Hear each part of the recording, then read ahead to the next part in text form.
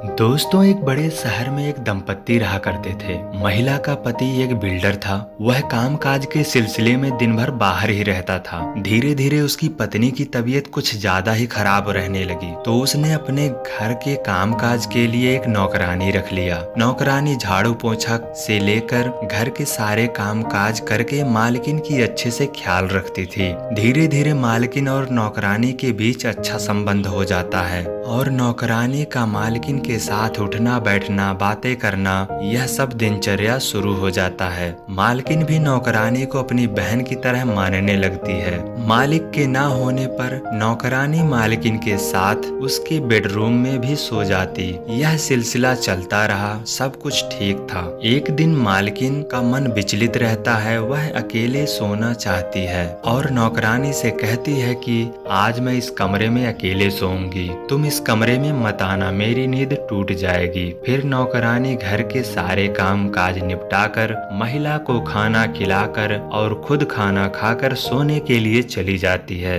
रात में वह जब सो रही होती है तो उसे कुछ महसूस होता है कि मानो उसे कोई गलत तरीके से टच कर रहा हो। उसे गुदगुदी सा महसूस होता है। फिर अचानक से ही कोई उसके मुंह पर हाथ रखकर उसके कपड़े हटाकर उसके साथ में शारीरिक संबंध बनाने लगता है। महिला को पता चल जाता है कि वह कोई और नहीं, उसका मालिक ही है, जो काफी शराब पिए हुआ है। धीरे धीरे करके मालिक उसके साथ में प्राकृतिक और अप्राकृतिक रूप से शारीरिक संबंध बना रहा था। वह उसके साथ में इस तरह शारीरिक संबंध बना रहा था कि महिला एकदम बेसुध हो जाती है। वह चीखने चिल्लाने की कोशिश करती है लेकिन कुछ बोल नहीं पाती। ऐसा होने के बाद मालिक उसी बेड पर लेट जाता है। नौकरानी अपने आप को संभालते हुए किसी तरह मालकिन के पास जाती है और सारी वारदात के बारे में बताती है। मालकिन यह देख आग बबूला हो जाती है।